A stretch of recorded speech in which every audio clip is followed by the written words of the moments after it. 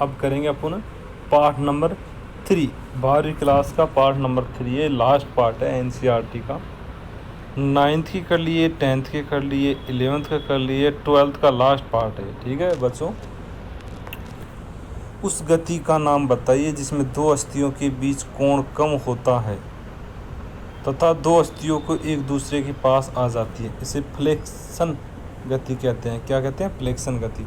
उस गति का नाम बताइए जिसमें हस्तियों के बीच का कोण बढ़ता है तथा दोनों भागों की दूरी बढ़ती जाती है, इसे क्या कहते हैं? एक्सटेंशन। क्या कहते हैं? एक्सटेंशन कहते हैं। गति के नियमों का सूत्रबद्ध किसने किया था? न्यूटन ने किया था। किसने? न्यूटन ने। जब एक बास्केटबॉल खिलाड़ी बॉल को कोर्ट पर ड्रिबल करता है तो उस समय गति का कौन सा नियम लागू होता है? प्रतिक्रिया का नियम लागू होता है। कौन सा? प्रतिक्रिया का नाम। ऊंची कूद में टेक ऑफ के दौरान गति का कौन सा नियम लागू होता है? प्रतिक्रिया का नियम लागू होता है। जब क्रिकेट की एक बॉल हिट की जाती है तो वह मैदान की सतह पर लुढ़कती है तथा अंत में कुछ समय बाद रुक जाती है तो बॉल पर गतिशील संघर्ष का कौन सा प्रकार लागू होता है? रोलिंग संघर्ष लागू होता है। कौन सा? रोलिंग संघर्ष। सर्प संघर्ष तथा रोलिंग संघर्ष के प्रकार है गतिशील। कौन सा? गति। खेलों में संघर्ष को प्राय एक आवश्यक बुराई है कहा जाता है। तैराकी में पानी को पीछे की ओर धकेलना प्रतिक्रिया का नियम का उदाहरण। कौन सी प्रतिक्रिया का नियम का उदाहरण? रोमन रिंग्स पर प्रारंभ करना जड़त्व के नियम है। कौन सा? जड़त्व का नियम है। एथलीट्स कीलदारों जूतों का प्रयोग उचित संघर्ष के लिए करते हैं ताकि वे तेज दौड़ सके। जीव यांत्रिकी शक्ति व जीवित प्राणियों पर उनके प्रभावों का अध्ययन सही है। खेलों में संघर्ष एक आवश्यक बुराई है, ये भी सही है। यदि एक बेसबॉल खिलाड़ी बॉल को दुगनी शक्ति के साथ हिट करता है तो जिस दर पर बॉल त्वरित होगी वह दुगनी होगी, ये सही है। कुश्ती में विरोधी को ऊपर उठाना प्रतिक्रिया का नियम है, ये गलत है। शरीर के भाग को मध्य रेखा से दूर ले जाना अबडक्शन कहलाता है, ये कथन गलत है। निम्नलिखित में जड़त्व के नियम का उदाहरण है। कौन सा है? उपयुक्त सभी। नाव खेलना, रोमन रिंग्स का प्रारंभ, कुश्ती में विरोधी को ऊपर उठाना, ये सभी है। निम्नलिखित में से प्रतिक्रिया के नियम का उदाहरण कौन सा है? कौन सा है? उपयुक्त सभी आते हैं। उपयुक्त सभी। ट्रेम्पोलिन, बाउंसिंग करना, ड्राइविंग बोर्ड पर अधिक ऊंचाई प्राप्त करने के लिए उछालना, तैराकी में पानी के बहाव के विपरीत दिशा में जल को धकेलना, उपयुक्त सभी। जीव यांत्रिकी निम्नलिखित में से सहायक करती है। क्या करती है? तकनीकों को सुधारने में, खेल उपकरणों को डिजाइन सुधारने में, पढ़ने में, सीखने में। कौन सी गति का नियम नहीं है? कौन से? त्वरण का नियम नहीं है। घर्षण क्या है? घर्षण आवश्यक बुराई और एक शत्रु। न्यूटन के गति के दूसरे नियम को किस नाम से जाना जाता है?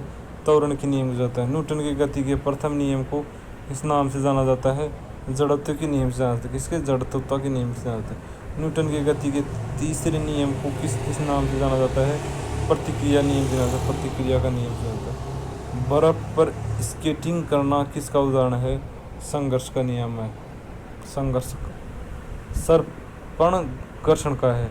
जब एक जोड़ की अस्थियों के बीच कोण कम हो जाता है तो यह गति क्या कहता है? फ्लेक्शन कहता है। जब एक वह वर्तीय गति क्या कहलाती है जिसमें फ्लेक्शन, एक्सटेंशन, अबडक्शन शामिल होते हैं, उसे क्या कहते हैं? सरकमडक्शन। यदि हमारे शरीर के मध्य रेखा से हमारे हाथ दूर हो जाता है तो इस गति को क्या कहा जाता है? अबडक्शन कहा जाता है। क्या? अबडक्शन। आगे देखते हैं। ठीक है, आगे देखते हैं। ये फ्लेक्शन क्या होता है? फ्लेक्शन में क्या आता है? कोण कम होना। एक्सटेंशन में क्या होता है? कोण बढ़ना। एबडक्शन में क्या होता है? शरीर मध्य रेखा से दूर जाना। और एडक्शन क्या होता है? शरीर की मध्य रेखा के पास लाना। कोहनी का मुड़ना उदाहरण है। क्या है? फ्लेक्शन। जब हमारा हाथ शरीर के मध्य रेखा से दूर हो जाता है तो यह क्या कहलाता है? एबडक्शन कहलाता है। जब हम लंबी कूद में टेक ऑफ लेते हैं तो गति का कौन सा नियम लागू होता है? गति का तीसरा नियम लागू होता है। पोल वोल्ट में टेक ऑफ के दौरान न्यूटन का कौन सा गति का नियम लागू होता है? जड़त्व का नियम। संघर्ष एक वस्तु गति की है, कार्य करती है, के विरुद्ध कार्य करती है। गेंद व गड्ढा जोड़ में कौन सी गति संभव होती है? कौन सी गति होती है? उपयुक्त सभी। रोटेशन होती है, फ्लेक्शन होती है, एबडक्शन होती है। तैराकी में पानी के विरुद्ध जोर लगाना धकेलना के नियम है। कौन सा? प्रतिक्रिया का नियम है। वह शक्ति जो वस्तुओं के बीच सापेक्ष गति का विरोध करती है उसे क्या कहते हैं? घर्षण बल कहते हैं। बास्केटबॉल में ड्रिबलिंग करना उदाहरण है प्रतिक्रिया का नियम। कौन सा? प्रतिक्रिया के नियम है। त्वरण का नियम इस नाम से जाना जाता है। संवेग के नियम से जाना जाता है। किसके? संवेग के नियम से जाना जाता है। किसी वस्तु का त्वरण बढ़ जाए तो जैसा कि इसके आधार पर कुल बल बढ़ता है द्रव्यमान का। लंबी कूद में टेक ऑफ के दौरान गति का कौन सा नियम लागू होता है? प्रतिक्रिया का नियम लागू होता है। आगे चलते हैं। जड़त्व के नियम में क्या आएगा? 2 रोमन रिंग्स में प्रारंभ करना। दूसरा प्रतिक्रिया के नियम में क्या आएगा? ऊंची कूद में टेक ऑफ लेना। ठीक है।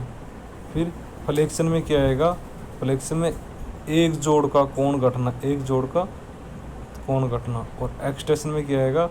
एक्सटेंशन में एक जोड़ पर कोण बढ़ना। आगे देखते हैं। बालाजी महाराज, शंकर भगवान। जीव यांत्रिकी शक्तियों व जीवित प्राणियों पर उनके प्रभावों का अध्ययन है। जीव यांत्रिकी शारीरिक शिक्षा व उप विषय नहीं है। ये एक ए गलत है जबकि बी सही है।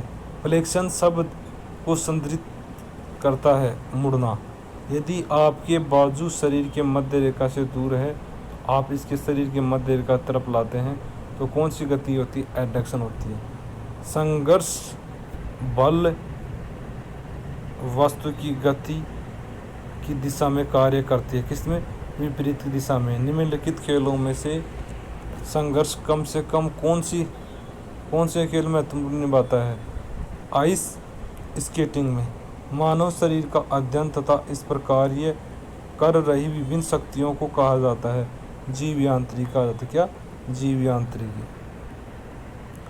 गति के उस प्रकार के जिसमें जोड़ों के बीच के कोण को कम होता जाता है क्या कहते हैं? फ्लेक्शन कहते हैं।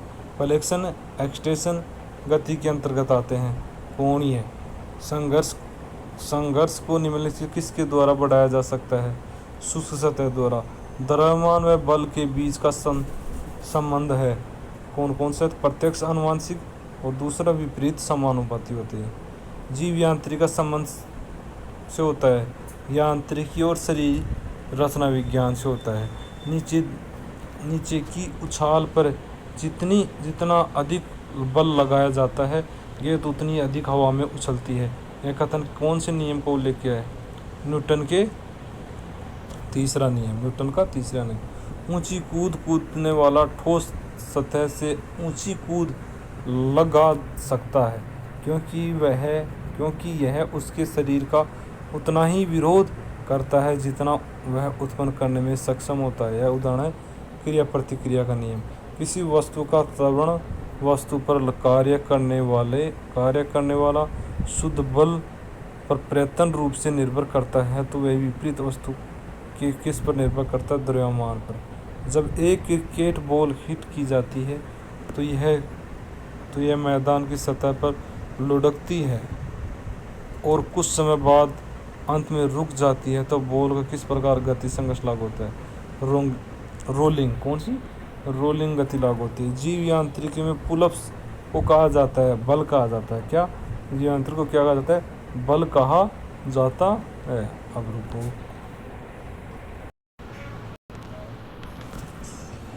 किसका कथन है कि संघर्ष करने का प्रेरणा अभिप्रेरणा है?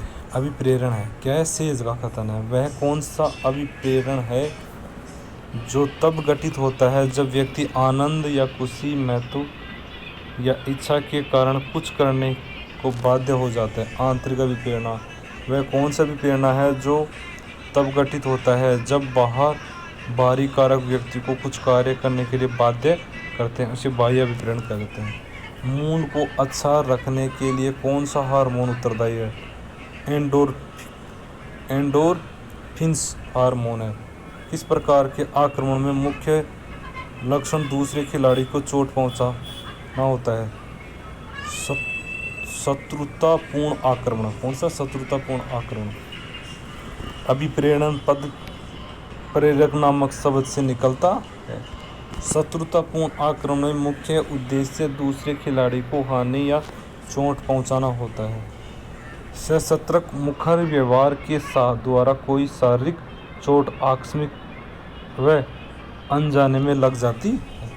व्यक्तित्व को एंडोफॉर्म, मेसोफॉर्म, एक्टोफॉर्म श्रेणी विलियम होवर्ड शेल्डन द्वारा वर्गीकृत किया गया है। संघर्ष करने का प्रेरण अभिप्रेरण कहलाता है। एक खिलाड़ी को अभिप्रेरित करने में सकारात्मक अभिव्यक्ति का महत्वपूर्ण भूमिका निभाता है। ये सही है। नियमित व्यायाम चिंता के स्तर को बढ़ावा। गलत है। व्यवहार आक्रमण में मुख्य लक्षण दूसरे खिलाड़ी को शारीरिक चोट पहुंचाना होता है। ये गलत है। क्रिकेट में बेटलमेंस को मनोवैज्ञानिक रूप से असुविधा पैदा करने के लिए अशब्दों का प्रयोग करना सशक्त या मुखर व्यवहार का उदाहरण है। ये गलत। ये सही है। नियमित व्यवहार के कारण एंडोर्फिन्स का निकलना हमारे मूड को अच्छा कर देता है। ये कथन सही है। शेल्डर के व्यक्तित्व के वर्गीकरण के किस श्रेणी को सम्मिलित किया गया है? उपयुक्त सभी को। एंडोफॉर्म, मेसोफॉर्म, एक्टोफॉर्म को सम्मिलित किया गया है। जंग के व्यक्तित्व के वर्गीकरण के किस श्रेणी में शामिल किया जाता है? अंतर्मुखी, बहिर्मुखी और उभयमुखी में। व्यक्तित्व को 5 बड़ी विशेषताओं में से इसके क्षेत्र में नहीं है। कौन से? समीपता। इनमें से खेल कूद के क्षेत्र में अभिप्रेरक की एक तकनीकी नहीं है। कौन सी है? अज्ञानता नहीं है। नियमित रूप से व्यवहार करने का कौन सा कारण है? कौन सा उपयुक्त सभी है? शारीरिक आभास में बढ़ोतरी, अधिकतम ऊर्जावान महसूस करने के लिए, बीमारियों के खतरों को कम करने के लिए। इनमें से कौन सा व्यायाम लाभ नहीं है? कौन सा? चिंता को बढ़ाना लाभ है। इनसे कौन सी युक्ति व्यायाम से जुड़ाव या लगाव को बढ़ाने की युक्ति नहीं है? कौन सी नहीं है? व्यायाम एक ही पैटर्न होता है। ये नहीं है। कौन से आक्रमण दूसरे खिलाड़ी को चोट पहुंचाने का मुख्य लक्षण होता है? शत्रुतापूर्ण आक्रमण। तब कौन सा अभिप्रेरक घटित होता है? जब व्यक्ति आनंद, महत्व, इच्छा के कारण कुछ करने को बाध्य हो जाता है। आंतरिक अभिप्रेरणा। आंतरिक अभिप्रेरणा। इनमें से कौन सा व्यायाम करने का कौन सा एक कारण है? कौन सा है? स्वास्थ्य। उपयुक्त सभी। अच्छे भावनात्मक स्वास्थ्य के लिए, स्वास्थ्य पुष्टि को बढ़ोतरी के लिए, जीवन शैली से संबंधित बीमारियों के खतरों को कम करने के लिए। उपयुक्त सभी। एंडोमॉर्फिक, मेसोमॉर्फिक, एक्टोमॉर्फिक प्रकार हैं व्यक्तित्व के।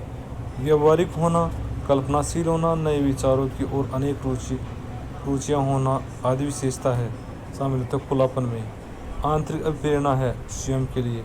ऊर्जावान होना, सामाजिक होना, बातूनी होना, मित्रतापूर्ण होना आदि विशेषता है बहिर्मुखता से। इसी बहिर्मुखता से बहिर्मुखी, अंतर्मुखी, अभ्यमुखी जैसी विशेषता के द्वारा दी गई है। क्या? जंग के द्वारा। व्यायाम के कार्यक्रम लोगों की भागीदारी को बढ़ाने के लिए जिन विधियों का प्रयोग किया जाता है उन्हें क्या कहते हैं? युक्तियाँ या रणनीतियाँ। सहमतता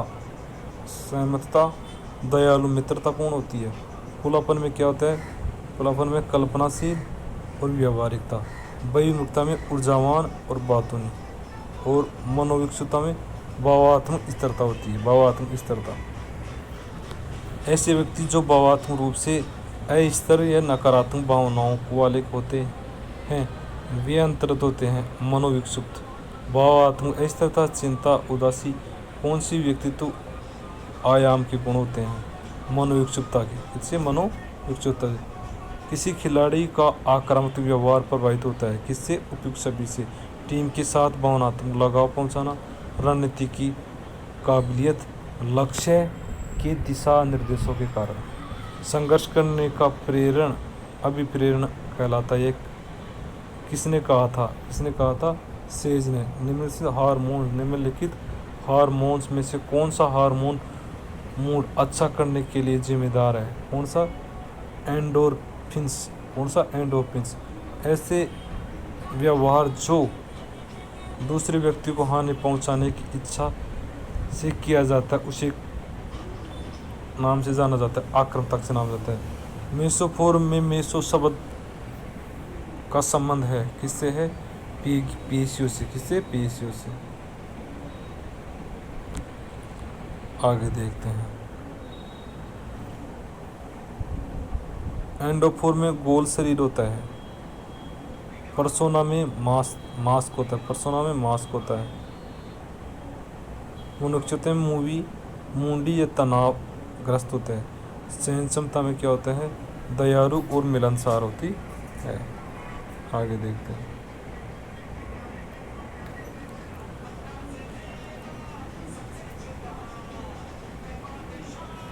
एंडोफोर क्या? एंडोमोर्फ में क्या होता है? गोल शरीर होता है, ठीक है। और मेसोफोर में पीसी होती है। कैसी? पीसी है मेसोमोर्फ में, ठीक है। इसके बाद में एक्टोफोर में क्या होता है? पतला शरीर होता है। एक्टोमोर्फ में पतला शरीर होता है। और लास्ट का है इसमें अंतर्मुखी में आत्म केंद्रित होता है। कैसा? आत्म केंद्रित होता है। मेसो शब्द का अर्थ होता है मध्य। क्रिकेट में एक बैट्समैन को मनोवैज्ञानिक रूप से असुविधा पैदा करने के लिए एस शब्दों का प्रयोग किया जाता है। एस शब्दों का प्रयोग सहायक आक्रामकता का उदाहरण है। क्या आएगा? ए सही है और बी गलत है। एक व्यक्ति जो साहसी बहिर्गामी होता है, इसमें क्या आएगा? बहिर्मुखी। कौन सा अभिप्रेरण प्रशंसा या लांछन से संबंधित होता है? बाहरी अभिप्रेरण। कौन सा? बाहरी अभिप्रेरण। निम्नलिखित में से कौन सा नियम व्यायाम का परिणाम नहीं है? कौन सा? कोलेस्ट्रॉल के स्तर में वृद्धि। खेल मनोवैज्ञानिक एथलीट्स को बढ़ाने में सहायता करते हैं खेल प्रदर्शन में। एंडोमॉर्फिक, मेसोमॉर्फिक, एक्टोमॉर्फिक के प्रकार हैं व्यक्तित्व को आक्रामकता का प्रयोग करते हुए लक्ष्य की प्राप्ति करने को के नाम से जाना जाता है सशक्त एवं मुखर व्यवहार। आंतरिक अभिप्रेरण से आता है, क्या आता है? स्वयं आता है। ऐसे व्यक्ति जो स्वयं को आत्म केंद्रित रखते हैं तो उनके विचारों को अपना संसार होता है, उन्हें क्या कहते हैं? अंतर्मुखी कहा जाता है। लास्ट करते हैं, थोड़ा सा और बच रहा है बच्चों, अभी करते हैं। अंतराल परीक्षण विधि किस वर्ष प्रारंभ की गई? 1920 में प्रारंभ की। अंतराल परीक्षण विधि को किसने विकसित किया था? बिकिला ने किया था। किसने? बिकिला ने। बिकिला कौन था? फिनलैंड का एथलेटिक कोच था। फिनलैंड का एथलेटिक्स कोच था। अंतराल परीक्षण का दूसरा नाम क्या है? टेरेंसन परीक्षण। कौन से? टेरेस परीक्षण है। हॉट लेक परीक्षण विधि को किसने विकसित किया है? गोस्टा होमर ने। किसने? गोस्टा होमर ने। हॉट लेक का अर्थ क्या होता है? गतिज या गति खेल होता है। हॉट लेक परीक्षण विधि को किस नाम से विकसित किया गया? 1937 में विकसित किया है। परिधि परीक्षण विधि का प्रतिपादक किसने किया है? किसने किया था? G.T. एम्डसन व R.E. मॉर्गन ने प्रतिपादित किया गया। परिधि परीक्षण विधि का प्रतिपादन किस वर्ष किया गया? 1957 में किया गया था। निरंतर परीक्षण विधि के कम से कम अवधि कितनी होती है? होनी चाहिए 30 मिनट होनी चाहिए। कितनी? 30 मिनट होनी चाहिए। खेल प्रशिक्षण विधि विभिन्न व्यायामों की सहायता से एक सुव्यवस्थित यह योजना पूर्व तैयारी होती है। मांसपेशियों की प्रतिरोधक का सामना करने की योग्यता को शक्ति कहा जाता है। निरंतर प्रशिक्षण सहन क्षमता को बढ़ाने का सबसे अच्छा तरीका है। निरंतर प्रशिक्षण विधि में हृदय की धड़कन की दर 140 से 160 प्रति मिनट होती है। जोड़ों की गति के विस्तार को लचक कहा जाता है। क्या लचक कहा जाता है? लचक को बढ़ाने के लिए ब्लिस्टिंग विधि का प्रयोग किया जाता है। किसने? ब्लिस्टिंग विधि का प्रयोग किया जाता है। परिधि प्रशिक्षण विधि। परिधि प्रशिक्षण अधिकतम परिणाम न्यूनतम समय में प्रदान करती है। ये सही है। परिधि प्रशिक्षण खिलाड़ियों की असुविधाजनक होती है। ये गलत है। परिधि प्रशिक्षण विधि नए प्रशिक्षार्थियों के आदर्श नहीं है। ये गलत है। विस्फोटक शक्ति और गति योग्यताओं का मिश्रण है। ये सही है। गोस्ट होमर ने अंतराल प्रशिक्षण विधि को विकसित किया है। ये गलत है। 800 मीटर इसमें दूरी की दौड़ पेश दौड़ में शामिल है। ये सही है। अक्रिय लचक हमेशा सक्रिय लचक से अधिक होती है। ये भी सही है। प्रतिक्रिया योग्यता किसी संकेत के प्रति तीव्रता व प्रभावशाली ढंग से प्रतिक्रिया करने की अयोग्यता है। ये गलत है। निम्नलिखित विधियों में से लचक को बढ़ाने वाली विधि कौन सी है? प्लास्टिक विधि, स्थिर खिंचाव वाली विधि, गतिशील खिंचाव वाली, उपयुक्त सभी होते हैं। इनमें से कौन सी समन्वय तालमेल संबंधी योग्यताओं का प्रकार नहीं है? कौन सा ये? हेडलिंग योग्यता नहीं है। निम्नलिखित सहन क्षमता को विकसित करने के कौन सी विधि का प्रयोग किया जाता है? उपयुक्त सभी। निरंतर विधि का, अंतराल प्रशिक्षण विधि का, पोर्टले प्रशिक्षण विधि का, उपयुक्त सभी का। पेरिन के द्वारा किस प्रकार के व्यायाम को विकसित किया जाता है? आइसोकाइनेटिक व्यायाम को विकसित किया जाता है। इनमें से कौन सा एक गतिशील शक्ति का भाग नहीं है? कौन सा ये? स्थिर शक्ति भाग नहीं है। इनमें से कौन सा उदाहरण आइसोकाइनेटिक व्यायाम का नहीं है? कौन सा नहीं है? सावधान की स्थिति में रहना। स्थिर शक्ति का दूसरा नाम है आइसोमेट्रिक है। किस प्रकार के व्यायाम में प्रत्यक्ष गतियाँ स्पष्ट रूप से दिखाई नहीं देती है? आइसोमेट्रिक व्यायाम स्पष्ट रूप से दिखाई नहीं देती है। गतिविधि या क्रियाकलाप की प्रकृति के अनुसार इनसे कौन सा सहन क्षमता का प्रकार नहीं है? गति सहन क्षमता का प्रकार नहीं है। हार्ट रेट प्रशिक्षण विधि में किसे अच्छा विकसित करती है? इसमें सहन क्षमता में। यह किसी संकेत के प्रति तीव्रता व प्रभावी ढंग से प्रतिक्रिया करने की प्रतिक्रिया योग्यता है। हार्ट रेट प्रशिक्षण विधि किसके द्वारा विकसित की जाती है? गोस्टा होमर द्वारा। जब मल्टी जिम पर व्यायाम कर रहे होते हैं तो इनमें से किस प्रकार का मांसपेशी संकुचन होता है? आइसोटोनिक व्यायाम होता है। थकावट का प्रतिरोध करने की योग्यता कहलाती है सहन क्षमता। स्वीडन भाषा में कौन सी प्रशिक्षण विधि का अर्थ गति खेल होता है? क्या? फार्टलेग। कम से कम समय में दी गई दूरी को पार कर लेना कहलाता है गति। कहलाता है क्या? गति। थकावट का प्रतिरोध वाली कौन सी योग्यता क्षमता होती है? सहन क्षमता। गति में सबसे महत्वपूर्ण कारक होता है, कौन सा होता है?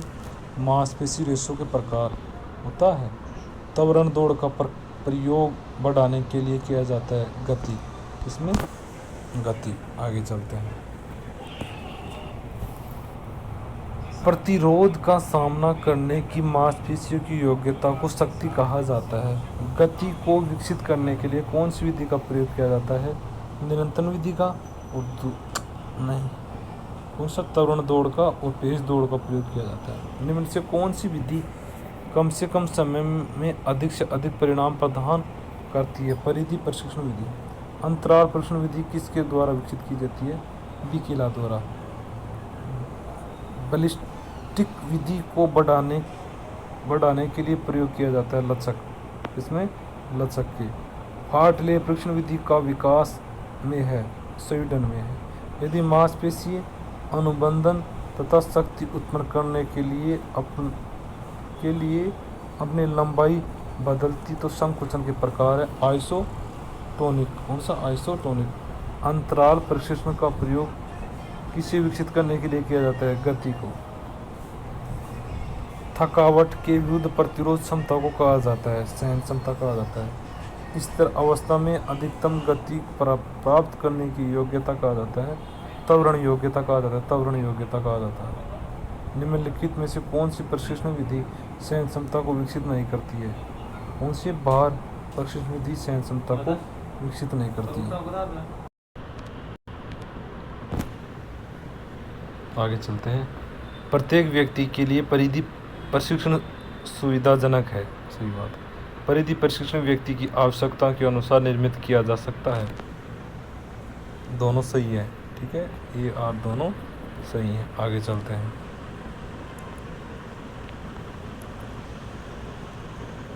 लचक। लचक में क्या आता है? लचक में क्या आता है? 3। लचक में 3 बेलिस्टिंग विधि। लचक में बेलिस्टिंग विधि। आइसोकाइनेटिक में आता है पेरीज। क्या आता है? पेरीज। फार्टलेग परीक्षण विधि में आता है गोस्टाहोमर। कौन सा? गोस्टाहोमर। मांसपेशियां छोटी नहीं होती लेकिन तनाव बढ़ जाता है। इसमें आइसोमीट्रिक आता है। ठीक है। 400 मीटर स्प्रिंट इन्वेट के अंतर्गत आता है। क्या आता है? गति सहन क्षमता। कौन सी प्रशिक्षण विधि में गतिविधि क्रिया के दौरान पेस में कोई परिवर्तन नहीं होता है? कौन सा आता है? निरंतर प्रशिक्षण विधि। लचक का कौन सा प्रकार नहीं है? बेलिस्टिंग विधि को बढ़ाने के लिए प्रयोग में किया जाता है लचक। कौन से प्रशिक्षण में मल्टीपल स्टेशन के साथ संदर्भित किया जाता है? परिधि प्रशिक्षण विधि में क्या जाता है? ये 12वीं क्लास का कंप्लीट चैप्टर हो चुके हैं। 9वीं 10वीं 11वीं 12वीं के आयोग कंप्लीट, 3rd पार्ट था 12वीं क्लास का, कंप्लीट हो चुके हैं। धन्यवाद। Thank you.